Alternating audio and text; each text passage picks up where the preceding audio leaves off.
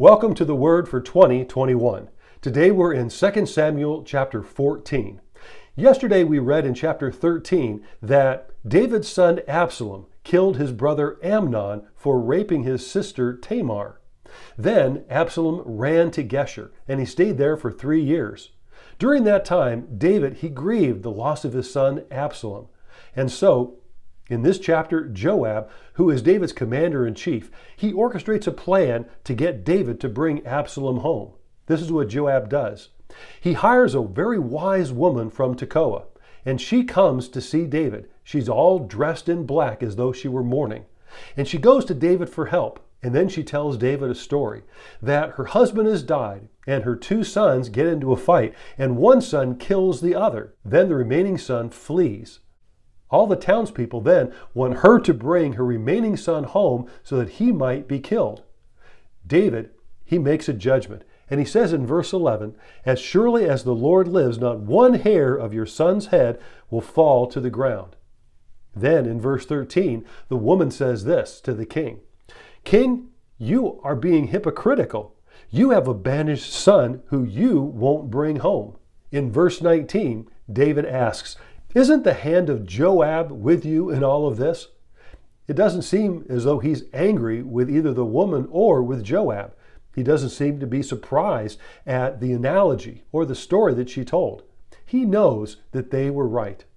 If reconciliation was going to take place, he had to take the first move.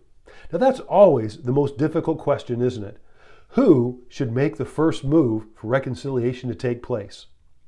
Something legitimate has happened to sever a relationship. A relationship has stopped because of a decision or the action of another. It's justifiable that the relationship has stopped. But if we want the relationship to be restored, we can't wait for the other party. We can't wait for them to initiate the first step. Rather, we need to do that. And that's what David does in verse 21. David says to Joab, "Very well, I will do it. Go bring back the young man Absalom." However, David doesn't go all the way. He also says, "But he shall not see my face." Devotional writer Henry Blackaby said this, "Broken relationships are the epidemic of our day. Sin alienates family members, separates friends, divides churches, and destroys marriages. Sin creates mistrust, sin creates jealousy, hatred, and greed, all of which devastates relationships." Let's widen the circle a little bit more. Sin has alienated us from God. Sin has broken our relationship with Him. Sin has severed our ability to be in God's presence, to hear His voice, and to understand His Word. And there's nothing that we can do to fix the damage that sin has caused. So, even though God had every right to write us off and to keep us banished, instead, He took the first step to bring us back by sending His own Son Jesus to die, to pay the price for our reconciliation, for our redemption, and for our forgiveness.